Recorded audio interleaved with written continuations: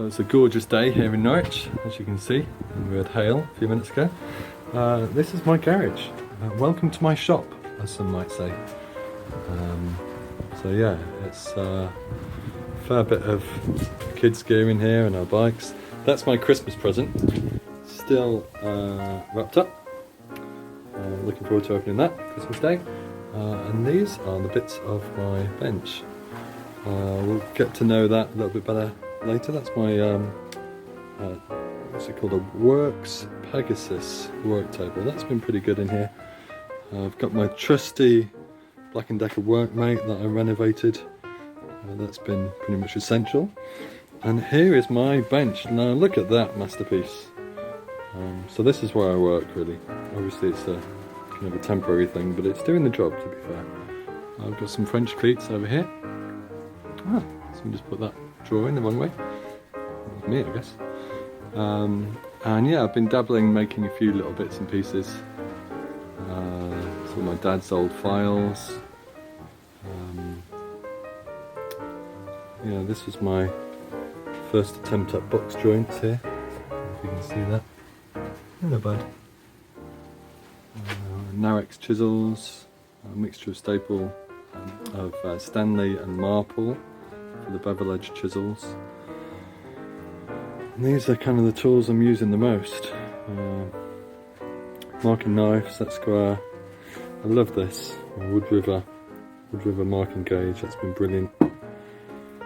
This old plane, look at that one.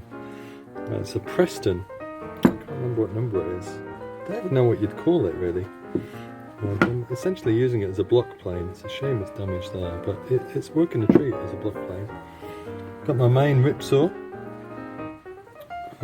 which is a Dorchester. So Robertson the Dorchester, Thomas Flynn tenon saw. And then this one. I was hoping that this would do some cross-cutting as well, but this actually does a better job of the cross-cutting. And then my two planes, got a number 4 and a 5.5. That's inspired by Rob Cosman, of course, having a 5.5. On my little sharpening area. This was a bargain. Burnt diamond stone. It's a 300 and a 1,000. And it's worked a treat. So that's where I've been working. A few clamps over here. Panel saw.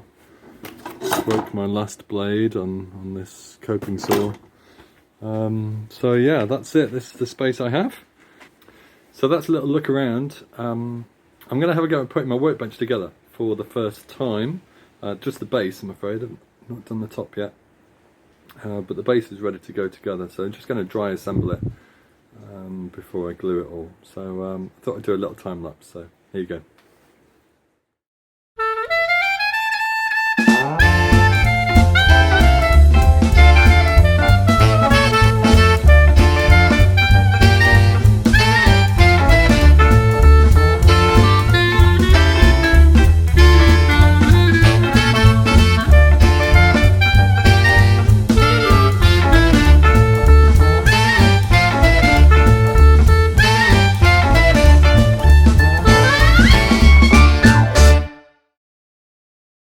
Okay, so you saw me putting it together. Let me show you a few photos a little bit closer up.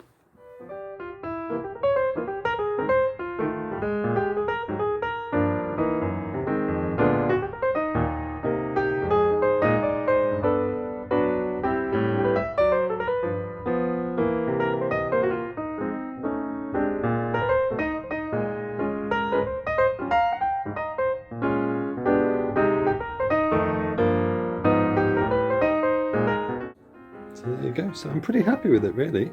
It's pretty sturdy, considering it's not glued. And there's a bit of wobble in it, but I'm assuming that once I glue all these joints, some of them are not as tight as I'd like them to be, but you know, they'll get glued and then planed down. And of course you won't see any of these anyway. It's a shame, really. This is the first dovetails I've ever done. You'll never get to see it. It's going to have the top on it. But these mortise and tenons I'm really happy with. These will be drawboard through here. Don't know about drawboring these as well. I might do. I think it'll look nice. So I'll probably draw bore all of these. So that's the next step really, is rebuilding these ends and gluing, draw boring, planing, then finishing, I guess, and then making the top. I've got these great big bolts, great big coach bolts. They'll be kind of pocketed, you call it, through there into the top, 3-inch top. So I've got those already, and then I've got my beast of a vise, record 52.5, that I cleaned and oiled.